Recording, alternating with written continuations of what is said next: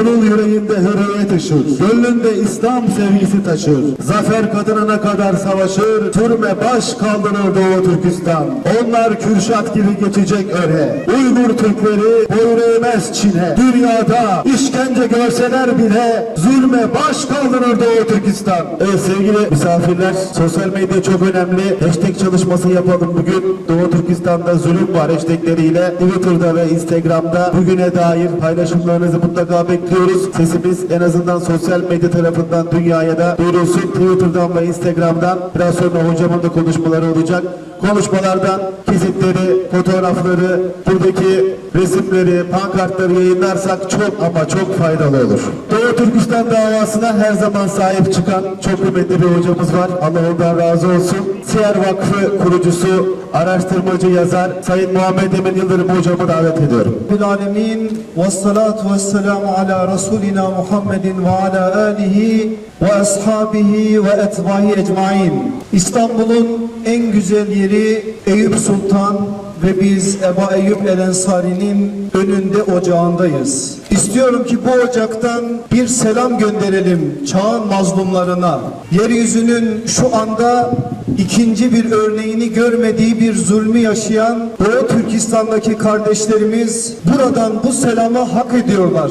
Onun için selam olsun Kaşgar'a, selam olsun Khoten'e, selam olsun Urumçi'ye ve selam olsun çağın mazlumları olan bu mazlumiyetin de en güzel bir biçimde örneğini ortaya koyan Doğu Türkistan'ın yiğit insanlarına, erkeğiyle, kadınıyla, çocuğuyla, bütün mazlumlarına selam olsun. Aziz kardeşlerim, burada zulmü size anlatacak değilim. Karşımdaki kardeşlerim, ben çok iyi biliyorum ki benden daha iyi bu zulmü biliyorlar. Ben zulmü onlardan dinliyorum ama onlar bu zulmü yaşıyorlar. Ben başka bir şeye dikkatlerinizi çekmek istiyorum. Ben sorayım, siz bana cevap verin. Hazreti Adem'den bu tarafa hak batıl mücadelesi hep oldu. Daha onun çocuklarıyla iş başladı. Kabil çıktı sahneye, karşısında Habil vardı. Öldüren Kabil oldu, ölen Habil oldu. Kazanan kim sizce? Ölen mi,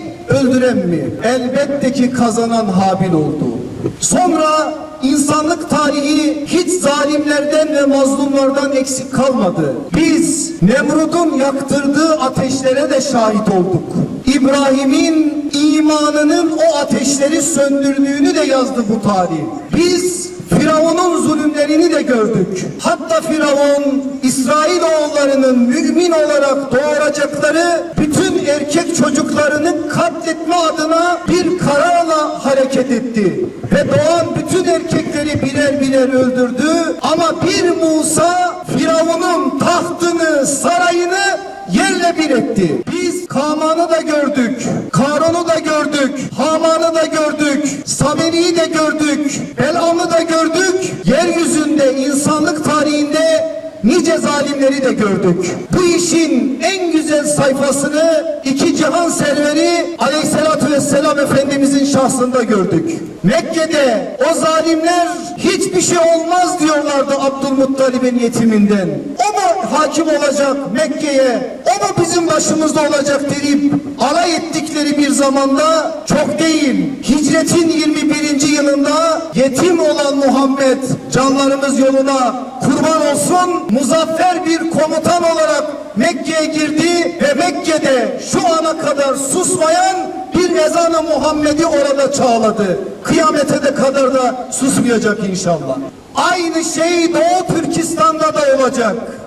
Katilci Çin, zalim Çin şu anda dünyanın sessizliğinin arkasına alarak oradaki kardeşlerimizi katletmesi, namusları kirletmesi, aileleri dağıtması, toplama kamplarında soykırıma tabi tutması ve adeta Doğu Türkistan'da ikinci bir Endülüs yaşatması inşallah son bulacak ve zalimler kendi zulümlerinin içerisinde yok olup gidecekler. Ben sadece şunu söylemek istiyorum. Bütün dünya sessiz kalabilir. Petrol yok, menfaat yok diye Doğu Türkistan'daki zulmü görmemezlikten gelebilir.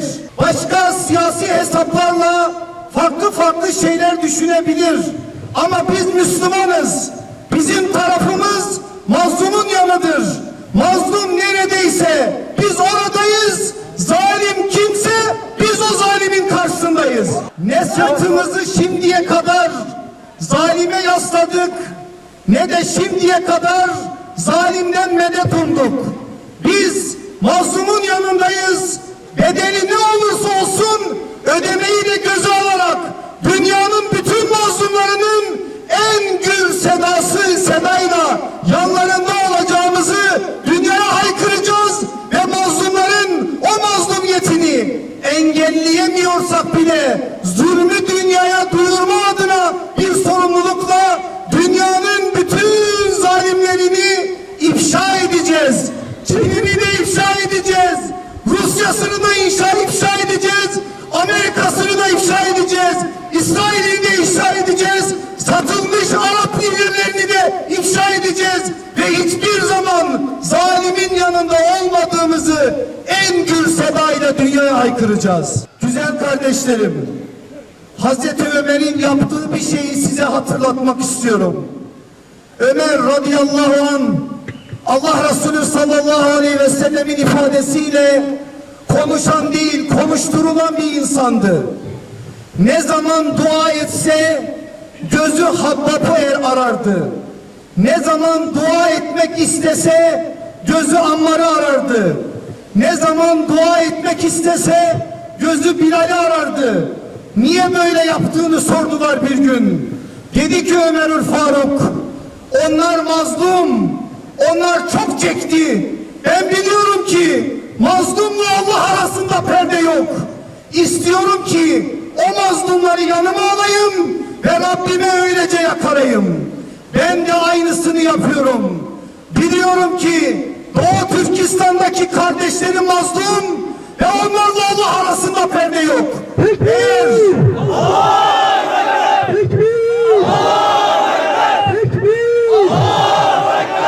Eğer ben o mazlumlardan birinin elini tutarak Rabbime yakarırsam Rabbimin o duamı kabul edeceğini umuyorum.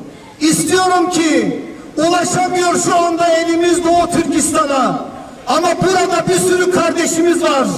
Ne olur onlara sahip çıkalım. Onlar Allah'ın bize birer hediyesi ve onlar eğer buralarda güzelce yetişirlerse, ilmi anlamda kendilerini donanımlı bir hale getirirlerse, yeryüzünün dört bir tarafına dağılan bu güzel çiçekler yine inşallah fidana duracak ve yine inşallah bu ümmetin meyveleri olarak bu ümmete hizmet edecekler. Allah bizi son nefesimize kadar zalime karşı mazlumdan yana olma gibi bir ilkenin altında yürütsün. Amin. Ne olursa olsun biz o mazlumların sesi olacağız. Nefesi olacağız. Eğer biraz bu işi anlasak dağılacak, bir manada üzerimizdeki sıkıntıları bizden bertaraf edecek en önemli şeyin aslında mazluma sahip çıkma olduğunu unutmadan hareket etmek durumundayız. Eğer bugün bu memleketin de selametini istiyorsak ki onun için çalışıyoruz. Vallahi Doğu Türkistan'a sahip çıkmak dünya için başka bir şey ifade edebilir. Ama Allah için o mazlumlardan dolayı üzerimize rahmet yağması gibi bir güzelliğe dönüşecektir. Onun için güç sahiplerini, mülk sahiplerini, iktidar sahiplerini çağın bu mazlumlarına sahip çıkmaya çağırıyor. Biz de mazlumların yanında olduğumuzu bir kez daha Ebu Eyyub el-Ensari'nin huzurunda dünyaya ilan ediyoruz. Şimdi beraberce bir dua edeceğiz. İstiyorum ki duanın öncesinde şöyle bir teşvik tekbiri getirelim. Gür bir seda ile hem mazlumun yanında olduğumuzu, hem zalime karşı olduğumuzu, hem de Allah'tan başka hiçbir güçten korkmadığımızı dünyanın bütün zalimlerinin yüzüne haykırmış olalım. Buyurun hep beraber. Allah'ım, senin peygamberine iman eden ve o peygambere evini açan, böyle yapmakla da mihmanları Resul olan bu bu büyük insanın huzurunda Ebu Eyyub el-Ensari'nin yanı başında elimizi sana açtık. Ya Rabbi sen dualarımızı kabul eyle. Amin. Ya Rabbi biz buraya tarafımız belli olsun diye geldik. Zalime karşı mazlumdan yana olmak için geldik. Doğu Türkistan'daki kardeşlerimizin dertlerine yoldaş olmak için geldik. Onların yaralarını, acılarını yüreklerimizde duymak için geldik. Zalime karşı olup mazlumdan yana olmayı dünyaya haykırmaya geldik. Ya Rabbi sen bizleri son nefesimize kadar mazlumdan yana eyle. Zalime karşı eyle. Zalim kim olursa olsun onun karşısında durup hakkı ve hakikati haykırabilmeyi bizlere nasip eyle. Amin. Mazlumun yanında durup bedeli ne olursa olsun o mazlumiyetin gereğini yerine getirmeyi bizlere nasip eyle. Amin. Ya Rabbel Alemin ve ya Ekremel Ekremin, Doğu Türkistan'daki kardeşlerimizin çektiği sıkıntıları sen bizden daha iyi biliyorsun.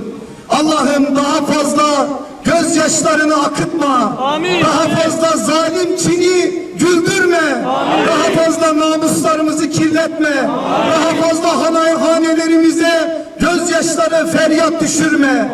Allah'ım mazlumların akıttığı gözyaşlarını zalimlerin boğulmasının vesilesi eyle. Amin. Ya Rabbel Alemin ve ya Ekremel Ekremin, bizim belki elimizden şu an bir şey gelmiyor. Şu anda gücümüz o zalimin zulmünü engellemeye yetmiyor. Ama ya Rabbi senin sadece kulların bizden ibaret değil. Sen bazen zalimi de zalimin önüne koyarsın. Zalimi de zalimle götürürsün. Allah'ım sen zalimleri zalimlerle başımızdan def et. Allah'ım sen en yakın zamanda görünmez ordularınla zulüm içerisinde olanların zulümlerini bitir. Amin.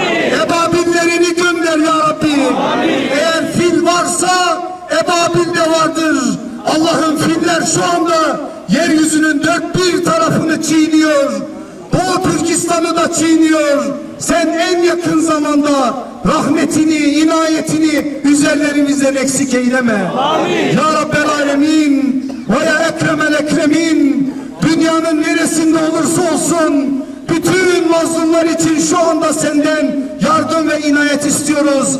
Allah'ım doğuda, batıda, güneyde, kuzeyde kalbi kırık, gönlü mahzun ne kadar mazlum varsa en yakın zamanda sen onları sevindir. Amin. Ya Rabbel Alemin ve ya Ekremel Ekremin, şu anda aile hasretiyle içi tutuşan, yanan kardeşlerimiz var.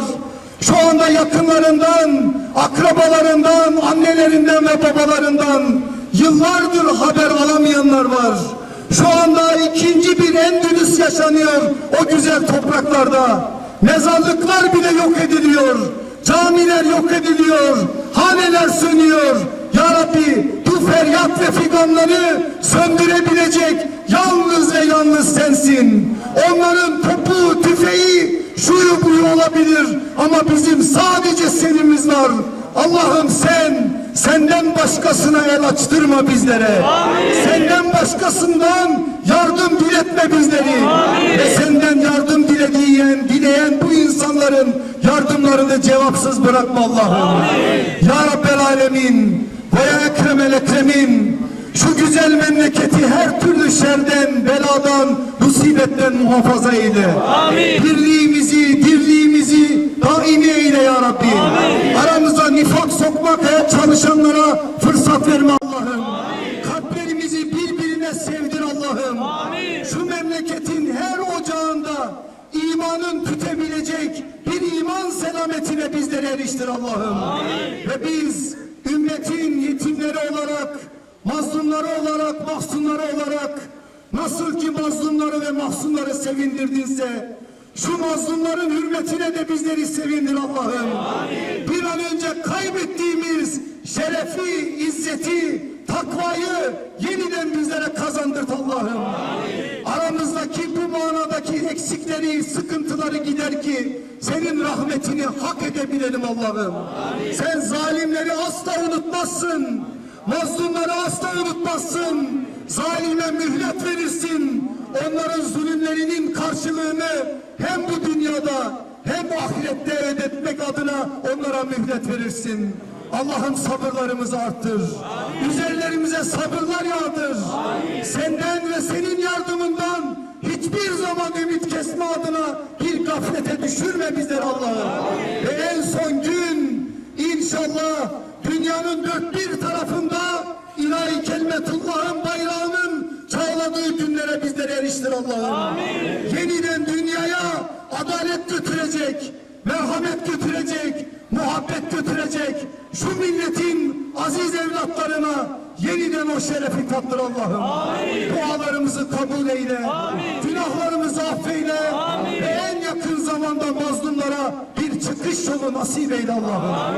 Ve sallallahu ala seyyidina Muhammedin ve ala ali seyyidina Muhammed ve ahiru davana enilhamdülillahi rabbil alemin. El Fatiha. Evet, tüm dünya mazlumlarına bir dua vesilesiyle rahmetli Muhsin Başkan'ın sözüyle ben Türk'üm, Türk esir olmaz. Ben Türk'üm, Türk devletsiz olmaz. Ben Türk'üm, Türk hürriyetsiz olmaz. Ben Türk'üm, Türk ezansız olmaz. Rabbim bütün